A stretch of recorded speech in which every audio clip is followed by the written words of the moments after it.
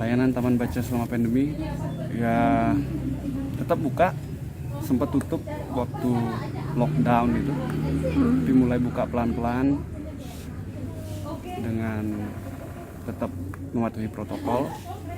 Ada mungkin bisa dilihat banyak pakai masker di sini, terus ada tempat cuci tangan juga, dan kebetulan ruangnya semi indoor apa semi outdoor namanya, jadi lebih banyak ruang terbuka sih, cuman ruang perpusnya aja yang dalam ruangan. Pasti sepertinya banyak kendala finansial, ada penurunan banyak juga, ya itu aja mungkin kendalanya. Terus ya karena sering kita adain program event, diskusi atau acara musik, jadi banyak yang nggak jalan. Saya lihat sih biasanya kalau event tuh rame banget, lebih 100 dalam satu event gitu.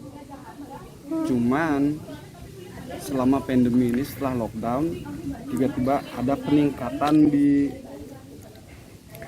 di angka orang berkunjung per hari. Dari kalau sebelumnya sehari-hari itu agak sepi, jadi orang kesini cuman untuk membaca aja, jadi ke perpustakaan dibaca sepi enak gitu. Cuman sekarang mulai kayak orang bikin tugas, orang kumpul-kumpul gini, mungkin dia jenuh juga dan pingin tempat yang enak, nyaman, terbuka, berjarak kayak gitu. Per hari mungkin di atas 10, kurang dari 20, di antara silih berganti kan ya. Dampaknya karena ini swasta ya, kita harus ngelola. Di sini ada kantinnya juga, jadi di situ bantu untuk kita operasional sehari-hari. Dan kalau dulu selain ada kantin ini, kita juga sering dipakai event gitu, jadi orang kontribusi. Kalau dulu eventnya lancar, jadi operasional tuh lancar lah. Kalau sekarang nggak ada event, ya kita harus bergantung sama dapur aja. Online nggak bisa karena kita hard copy ya, atau buku fisik di sini belum ada buku online. Cuman kita mulai genjotkan jualin merchandise, jualin buku.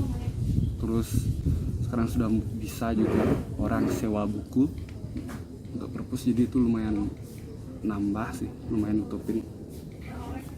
Ya bisa langgeng aja, bisa terus ada gitu. Semoga nggak bangkrut gitu.